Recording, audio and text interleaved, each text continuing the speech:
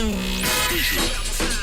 are now tuning in to Kickspot with Jinu Park and Migs. All right, Kickspotters, welcome to the show. Welcome. And as you are, did you lose your voice? Sorry, I know. He lost his voice. Yeah, Migs lost his voice gosh. because he was actually officially supposed to get married. Yes. And instead he celebrated his wedding day technically at the Hilton down there in Orange County. Yeah, we had a staycation. That's what we did. And Nice. yeah, and so that's why I don't know if you guys were screaming or just like partying it up. It was a lot of tequila and Jameson. Okay, good job. You guys know what happens. Yeah, Exactly. Good job. So as you guys are looking at the screen here, if you're listening to us on the radio, we do have visuals on our YouTube. We have a special guest with us in the house, and this is our first time doing a little Zoom recording thing. So we've never done this before. So we're hoping that visuals look nice and appealing. But we have our friend Ish, and I don't want to botch your last name, Verduzco. Verduzco. pretty close. Yeah, that's pretty Verduzco. You gotta say with a little Spanish accent. Verduzco. Can you roll your R? Huh? Can you roll your R? Verduzco. Okay. See? That was perfect. Yeah. You said it better than me. Verduzco. So actually, just to start off, anybody that comes into our show has to do a little trivia. Whoa. And it is based on their heritage, and that is the reason why when I messaged you yesterday, I pretended like I was asking you. You're part of an Asian Hustle Network group, and so I saw that's you. cool. Yeah, I saw you posting something up there, and I was like, I don't think he's Asian. So that's, that was my way of asking. I wonder what your heritage is, and you let me know that you are Mexican American. Yep. Exactly. So we got 5 questions for you. We're Cool. gonna ask you 5 questions. See if you pass the Mexican heritage test. All right, let's do it. All right, Ish. Go ahead, we're JP. gonna start from easy to a little bit harder. But the first question: what is the capital of Mexico? Mexico City. Mexico City. It is. Yeah, I said it in Spanish in my head. I said DF, and I was like, wait, what does that mean in English? What is it in Spanish? DF. DF? DF. Yeah. Oh, okay. Yeah. Oh, Definitely. that's cool. Okay. Okay, so the second question for you: what is the Mexican currency? Pesos. Pesos. Okay. He's like, this is a little too easy for me. Well, Philippines is pesos too, so you know. So he should have said Yeah. Mexican pesos. So, you know. Okay. Just in case people didn't know. Okay. Third question for you, Ish. What is the most popular sport in Mexico? Has to be soccer. It is soccer, It is. or otherwise known as Football. Football. Yes. All right. Facts. Facts. It's Okay. not basketball. So he's 3 for 3. Hey, I watched a documentary. There was like an underground Mexican like football basketball tournaments. Like they would go out and they'd go to different cities and stuff, and that's how they're making their money. It's pretty interesting. And they're actually pretty pretty dope. good. That's right. They're pretty That's good. pretty tight. I think I saw it on Vice, which is pretty It crazy. could have also easily been like lucha libre, which is like wrestling, you know. Oh yeah, yeah. So, yeah. No, hey, I want to go to one. So the fourth question for you: who is the president of Mexico? Current. oh shit, I have no idea. For some reason, I felt like not a lot of like Mexican Americans know who the president is. I don't know why, but Because they're usually corrupt. very true. But the correct answer I'm going to botch this to Andres Manuel Lopez Obrador. Obrador. You know more than I do. Hey, didn't know. Okay, so 3 out of 4. So you're still All right, last passing, one. even if you Last get one. this one right or wrong. Okay. But we achieve for excellence. Okay, so the fifth question: what days are considered the Day of the Dead? I think it's September 9th through 11th, but I could be wrong. Incorrect. Incorrect. You want to take another guess? Yeah, you can take another You guess. can take another guess. Dia de los Muertos. September, October. It has to be September. September 23rd, I'm going to guess. Incorrect. It is Damn. October 31st to November 2nd. So technically, it's Okay. on Halloween. November 2nd. Yeah, technically. So it's a 3-day festival, Yeah. but the Day of the Dead officially is on the 3rd day. So Nice. congratulations, 3 out of 5. You passed bad. the Kickspot Mexican heritage test. Yes. What percentage is that? 3 out of 5? Like 60%. I don't know, 60% or something like that. It's like my high school grades. We get a lot of 60%ers on the show. So today we want to talk obviously about you. You got an interesting background. So I did some research, dug up some stuff on you. I know Cool. you're a DJ. And we've got some mutual friends as far as for DJs. Yep. We just did one last week. We did a show actually last week on how to DJ, and we completely botched it. So we No. Speak for yourself. You botched it. You can let you get Kickspotters. You guys can comment, but we're pretty bad. And we have a lot more mutual respect for DJs It's very tough. in general. Yeah. So It's not easy. As you can see, the people that are watching, I got my turntables. in I the see back, that. so- you got I you got see the that. OGs. Sick. You got like the vinyl Yeah. ones. Yeah. Not the digital. Not I the love digital. that. Nah. Yeah. Legit. I love that. I love that. Real skills right there. Also, you had your foot in the door with companies like LinkedIn. You were also with Snapchat, Yep. diversity and inclusion. Also, you wrote this book right here. I did write a book. Hey, Jinu Park, what is it called? Did you get started on it yet? I did read a few. So I do want to dig deep a little bit, but it's called That's How awesome. Successful People Get Ish Done. Really, really good Correct. name, especially because his name is Ish. So Love the play on that one. yeah, It's amazing. So I when had to do it. yeah, you knew it was coming.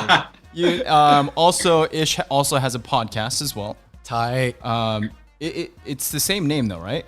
It's similar. I just get ish done. I'm trying Get to ish just like done. brand that as much as possible. Cool. Yeah. Any other assets? I mean, you're obviously the jack of all trades. Any other things that you do? Let's see. I DJ. I started 2 companies. One of them was an entertainment company with one of my best friends. I like to work out, so I'm trying to work out 300 times this year in 365 days. I think that's pretty much it. I like to work out. I like to eat a lot of food. I like to DJ. I like to read a lot and work in tech. So like you said, a jack of all trades in a way. So when people get to know you and they ask the question, "Who is Ish?" What do they usually say?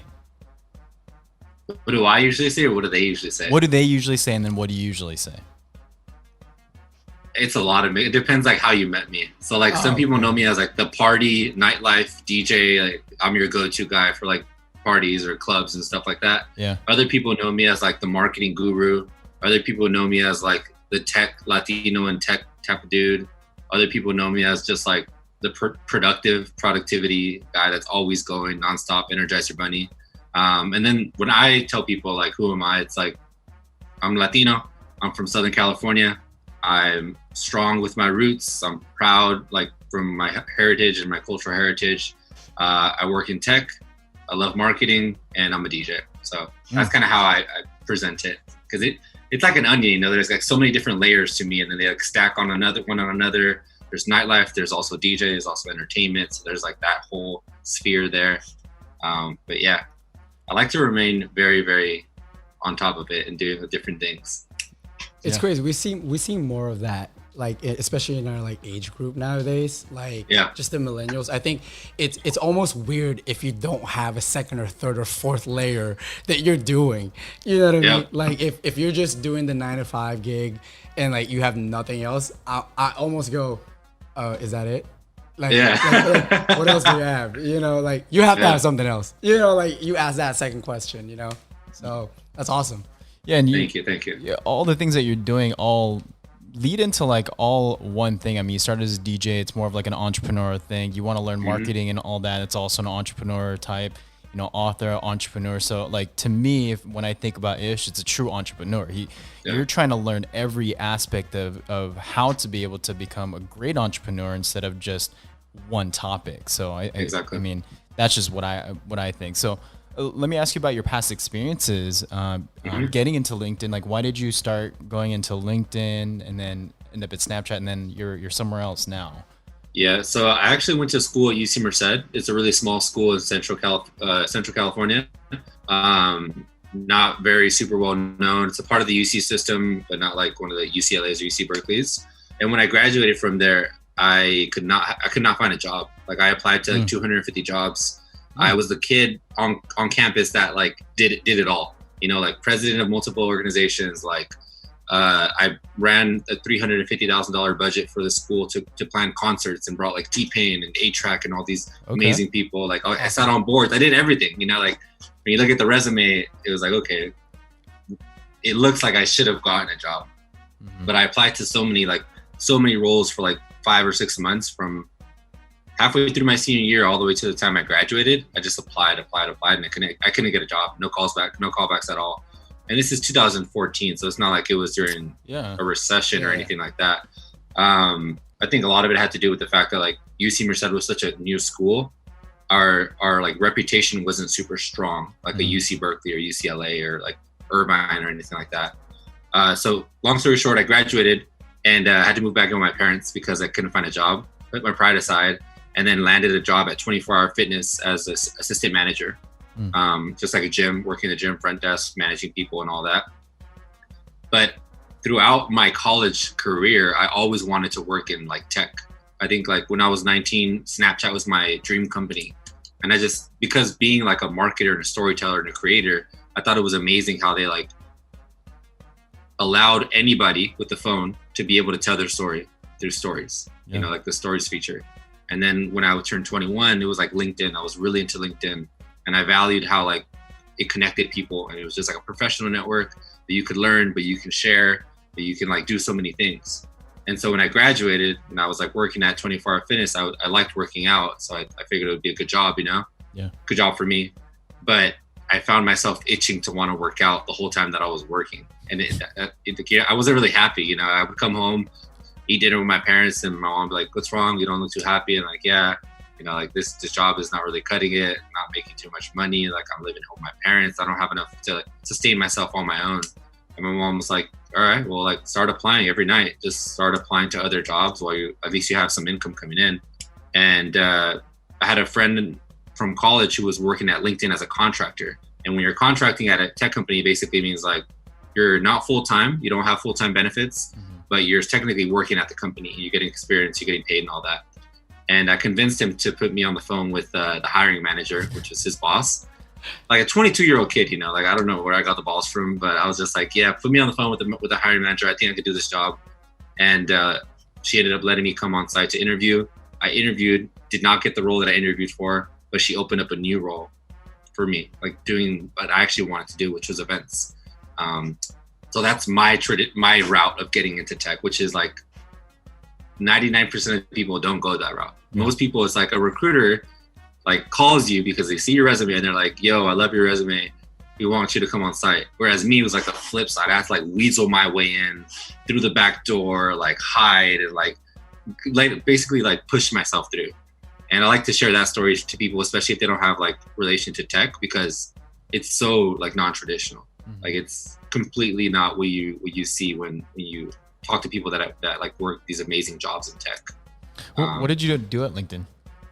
I started off doing events for recruiting, so recruiting events. Then I transitioned into like a project management role, which is like branding for the company. So to get people to want to work there, like shaping that brand.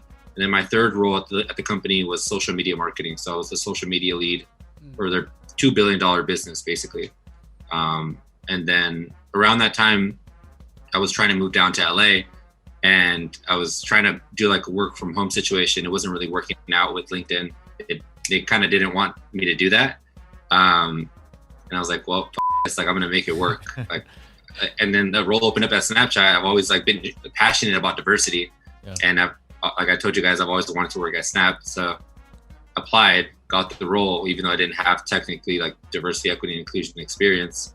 And a year later, now I'm working at a startup, or I'll be starting at a startup in 2 weeks. So that's my short tech career so far. And you were a diversity and inclusion.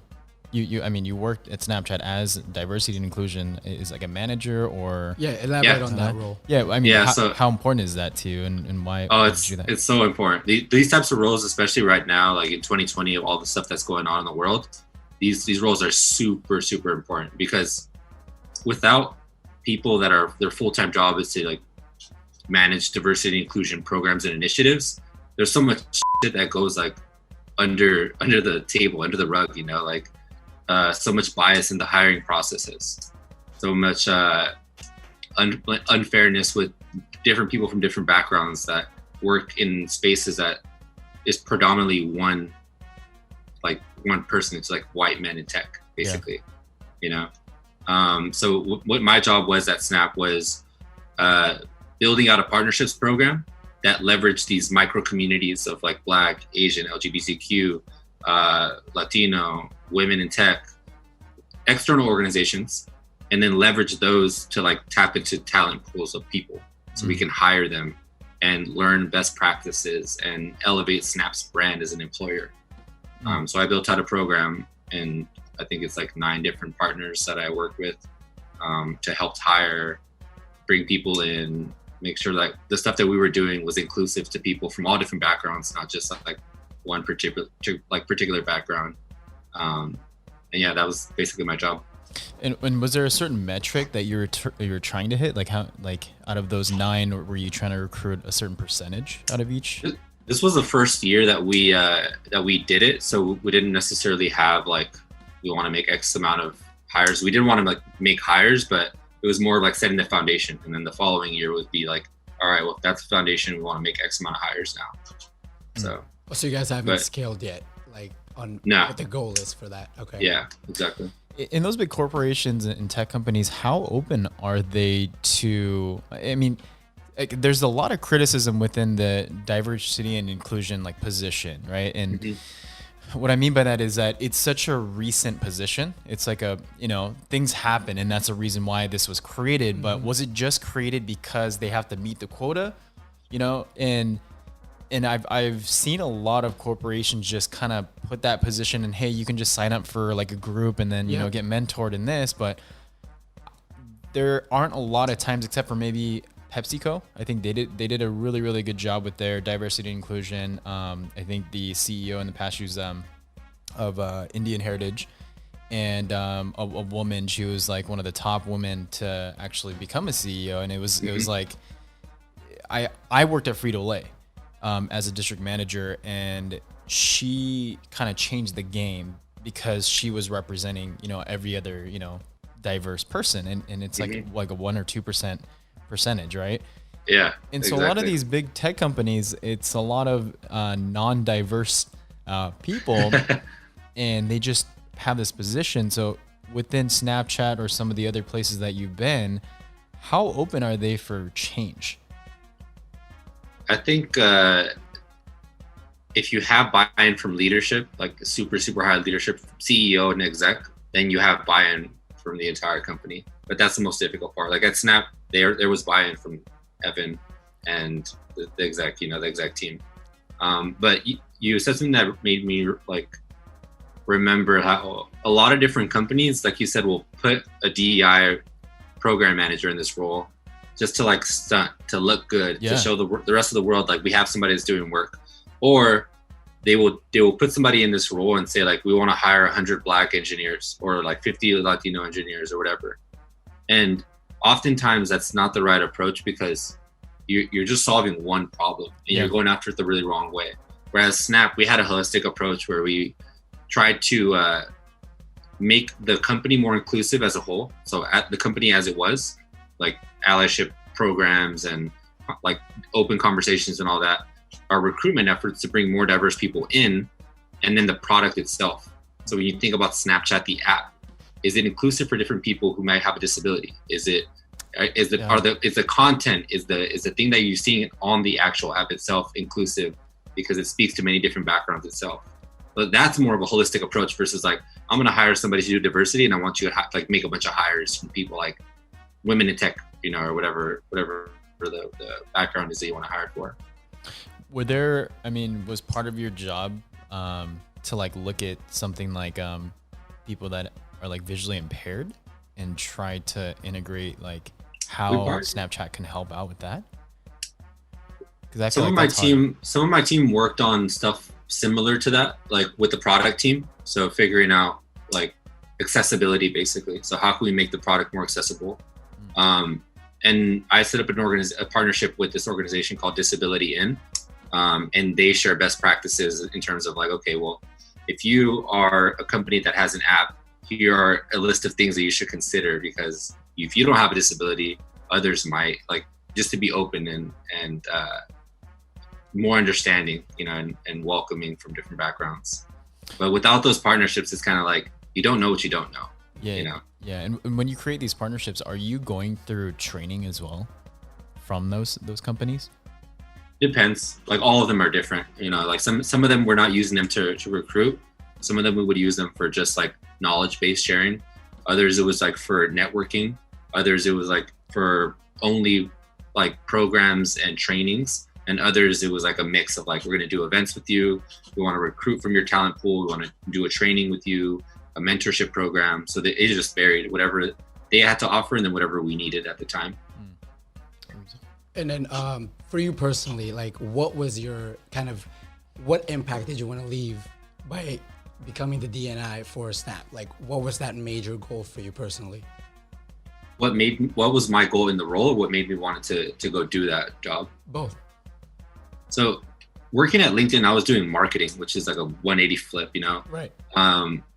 I always felt like the out person. Like I'm from Los Angeles, I'm Latino, I'm very Mexican. Like when you come from an underrepresented group and you walk the halls of one of these tech companies and you're like, what the hell? Where's everybody at? Like literally, where's everybody at? Yeah. You look around, you're like, I'm the only Latino that I see except for that one person, you know? Or I'm the only Black person except for that one person, or the only woman on this whole technical floor, you know? So that kind of got me interested in, because I didn't know that these tech companies were that bad, you know, until I actually started working there, and I started networking with other people in San Francisco that worked at different companies, and they're like, yep, it's that bad over here too. Wow. And so when I was working at LinkedIn, I started doing like volunteer work, like a bunch of volunteer work. So a bunch of different programs, events, initiatives, mentorship programs, all that stuff. So I was kind of doing it on the side already. And then I talked to my manager, one of my mentors at the time, and she said, I asked her, I was like, hey, if I wasn't doing marketing, what else could you see me doing? Sometimes you need that outside view, like look into your life, you know, because we're so stuck in the day-to-day, you don't really see these different areas and attributes that you have. And then she's like, it's pretty obvious, like you'd be doing diversity work. Like, can't you see that? And I was like, could you look at the mirror? It was like, I was like, it was so close to me that I didn't know. It was like, went over my head, you know? And I was like, well, shit, you're actually really right. Like I would do that for free, you know? Mm-hmm. As long as my bills are paid, I would do that for free. And so that's why I did it. And now transitioning from Snap, where I was doing a full-time diversity role, to Crave It, which is a startup, and doing marketing, it's like the diversity and inclusion practices that I learned, I'll take that throughout the rest of my career. You know, like I'm going into the startup, we're going to build a company. I'm going to take all that stuff and like, it'll go with me, and hopefully we'll build a more inclusive startup than most other ones that don't have that like upper leg. So that was kind of like the why of my crazy career so far. Awesome. Yeah. You are listening to Kickspot.